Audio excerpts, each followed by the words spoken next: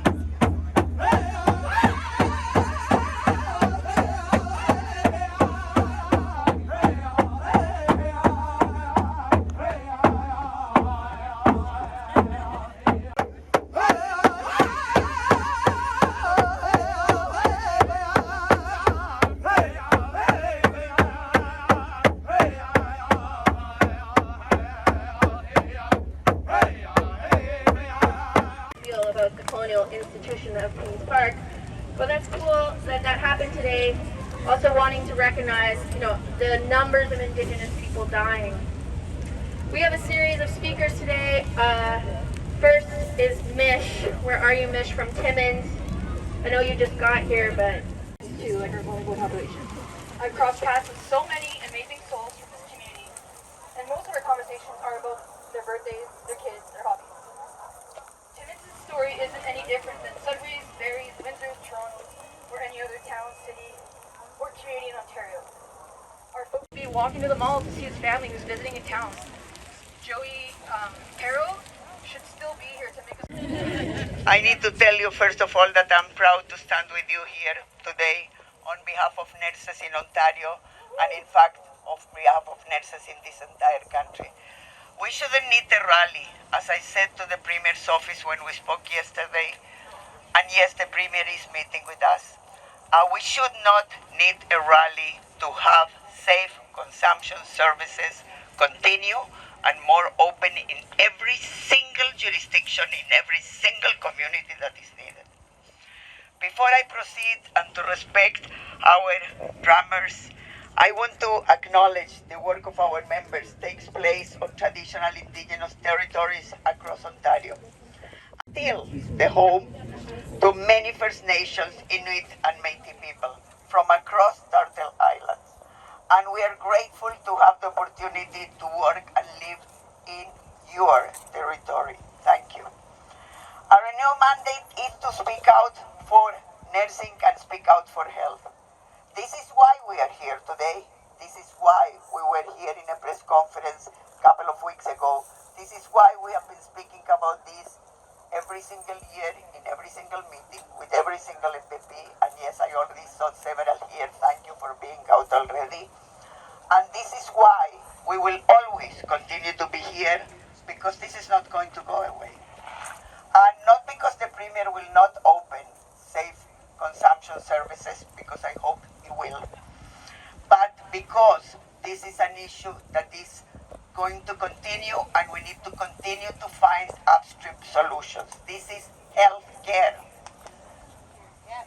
Here again, this is health care.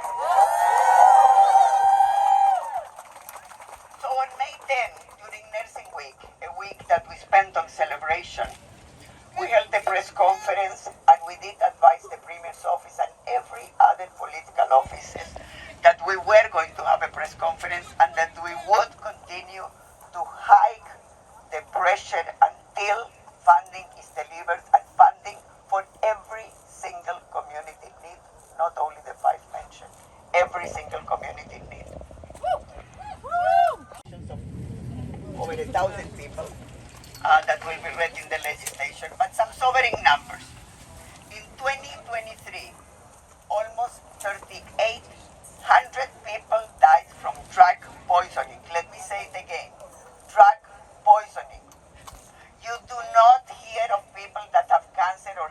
conditions, dying from drug poisoning because their drugs are tested, and we want the drugs that substance user people use to be tested.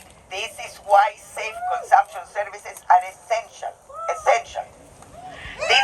Every single day in Ontario, about 10 people die from drug poisoning. Kids like your son, like my friend Kathy's son, like many of the parents that are here. That is sons, daughters, brothers, sisters, parents, aunts, uncles, friends, and members of our communities. We want to underscore that these are people. These are people who were loved and continue to be loved and missed. These are people who struggle, who fell through the cracks in our system through no fault of their own. Through no fault of their own, through policy failures of these previous governments, and likely future ones if we don't continue the fight. These are people that could not get the help they needed, persons that were turned away because their community didn't have the resources to help them. These individuals died preventable death. As a nurse, I'm telling you, thank you for coming out, Adil. As a nurse, I tell you, and Dr. Adil can say, and Mike Schreiner, with whom we are very connected, can say, and all the others, and the Premier will hear also today, these are preventable deaths. These people ought not be here with us. They basically used tainted, poisoned drug supply. They left behind families, friends, colleagues who love them and who are trying to find answers, as you just heard now, to the scourge that is ravaging communities across this province. As Arenas pointed out time and again, substance use must be addressed as an ailment for which people need help, compassion, access to services, in the same way that everybody else gets the help they need, and in the same way that funding is put for every single other condition, being that diabetes, being that cancer, being that heart. Substance use is no different, and we are not going to let go of it. Consumption and treatment services sites are supervised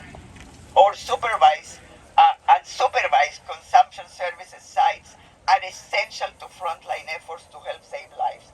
And what we are about to say to the Premier again also is that if we talk about treatment, first of all, treatment alone doesn't help. Not everybody is ready for treatment. Second of all, if anyone, any politician will talk about treatment, put the money on the table. Because I have a close friend that $40,000 later, out of pocket, a week after that relapse. That simple. So we don't have sufficient funding even for treatment when people want the treatment. So let's put the money where it's needed. And yet, as you have heard today already, the doors are closed for lack of funding, and that needs to change also. But I do have hope, and I will tell you why I hope. Because this is the Premier that he and I were in the television together when Marianne Zich pulled me out of the podium at an AGM, because it was the first election, and he was saying no to safe injection sites, it was called then. No, and we had a fight right there in the media, and guess who won the fight? The nurses. And the nurses, but to his credit, and that's what I hope this huge crowd of people today, and all of those of us that can still converse, will convince the Premier to do again. We need to open, yes, the 5 sites that you mentioned, we need to open those sites in every community that there is a need now. So, it was said already that after 18 months for approval of his application, Windsor Supervised Consumption Services site, SCS, was forced to shut down at the end of 2023 due to lack of provincial funding. I don't want to shame anybody. We do. You can, but Areneo doesn't. That Areneo is not interested in shaming. Areneo is interested in moving them to act and to put the funding. I will take anybody that will pull back and put the funding. Other CTS applications around the province are still waiting for their application to be assessed, even assessed, while communities continue to have people die or be hospitalized from toxic drugs. Repeated, toxic drugs, that's what it is. Perry, you just mentioned, and a mother, and your heart is broken. Ours is too, with you. Filed their application 2.5 years ago, still waiting for the provincial government to respond. In February, the Eastern Ontario town of Belleville, I was there. I met with people that use substances. I met in their library. The stories I heard, and it was later in the media, are stories of people like you and me and anyone here and anyone there too. Their sons, their daughters, or them. These are people that deserve services. These are people that was declared an addiction, mental health, and homelessness state of emergency after 23 people collapsed in 48 hours because of drug toxicity. 6 people died between February 25 and March 15 alone. Peterborough reports that overdose rates rose by 26% in 2023. How many more people do we need dying before the funding will be put forward? No more! No more! No more! Areneo believes that the government has a responsibility, this or any other government, has a responsibility to ensure the health and safety of all Ontarians. CSS, Safe Consumption Services, and consumption and treatment sites reduce death, injuries, hospitalization, emergency rooms visits, and the incidence of HIV and hepatitis. These sites keep people alive. You cannot treat a dead person. You cannot save a dead person. These are people like any of us. I want to offer our profound thanks to those that really organize. Yes, we put money. Yes, we help bring bus. Yes, we brought the nurses. But you guys that every single day are fighting in the communities, the Zoes of the world and the others of the world, and the ones that are keeping this fight alive, keep it on, because we're behind you. I also want to thank the families of people, hi Mike, this is what I do, I bring politicians out. Families of people that need to repeat again and again and again and again the pain of their stories. Mothers like Kathy, mothers like you, mothers that have lost their loved ones. Can you imagine being here every single time to say the story again and again? Like, who else needs to do that? Who else needs to march to get funding for health care? I mean, yes, we're fighting not for profit care, but not services that others are receiving. Let me tell all of you, you're not alone. Areneo is not giving up on this, and Mike can tell you all about that. We're not giving up on this. We are going, Premier, to get it done together. We are going to get it done. It's the right thing to do, and we know that you will do the right thing to do. These are the petitions somewhere here that we are going to give later on to politicians to read in the legislature. I know there is more. There are thousands here of names. Each page is full. We have more pages. Keep bringing them on, because we ain't going to stop, hi married, until all of them are read. And if the legislature will spend their entire time reading our petitions, that's what we will do. But we will get it done, as the Premier says. It's just that we will get done the right thing this time. Thank you. When I say drug deaths, you say no more. Drug deaths. Drug deaths. Drug deaths. Drug deaths. Drug deaths. Drug deaths. Thanks. Zoe, my name is Kathy Moore. Moreland, and I'm a registered nurse and a member of the RNAO, and I'm also an advocate with Mom Stop the Harm. This is my boy who died 4 years ago of fentanyl poisoning. And I'm a nurse, and I'm supposed to know how to monitor and get through the healthcare system. There was no help for him. No help for him. I want to bring some of the other moms up, and you can see some of the other faces. People in the legislature, these are people who have died, not numbers. They're people. They're my kids. They're her kids. I want to acknowledge all of you because I know many of you have experienced profound losses in your life. I came from Windsor today to represent the thousands of grieving mothers and fathers of young people lost to drug poisoning in this province and country. We lose 10 people a day in this province to drug poisoning. That's 10 families that are affected every single day. We have lost over 42,000 people in this country since 2016. That's close to the number of Canadian military lost in World War II. Let that sink in. I lost my 18-year-old son Austin to fentanyl poisoning in June of 2020 after his 2-year battle with substance use. His 16-year-old girlfriend Alex died 2 weeks later in a similar fashion. He was refused treatment when he wanted it because of a coexisting mental health issue that he had. And as I said, my expertise meant nothing. I was told I could pay $100,000 to a private clinic with no chance of a rebate whatsoever if he withdrew consent. And there was no mental health support in that program at all. And COVID made the surge even harder. The solution to this public health crisis is complex but doable, and most of you know that. An integrated harm reduction approach is like this umbrella that I've been holding all day, thank God. Each panel of that umbrella is important. The panels include prevention of trauma in the first place, accessible mental health care for all, affordable housing, safe supply, decriminalization of possession for personal use, safe consumption service sites, support for the frontline workers who take care of those people, and immediately accessible, affordable treatment options that include post-treatment care, wraparound services and housing and social services for people after they leave treatment. We also need to educate the public to reduce the stigma that stops politicians from doing the things they know that are right.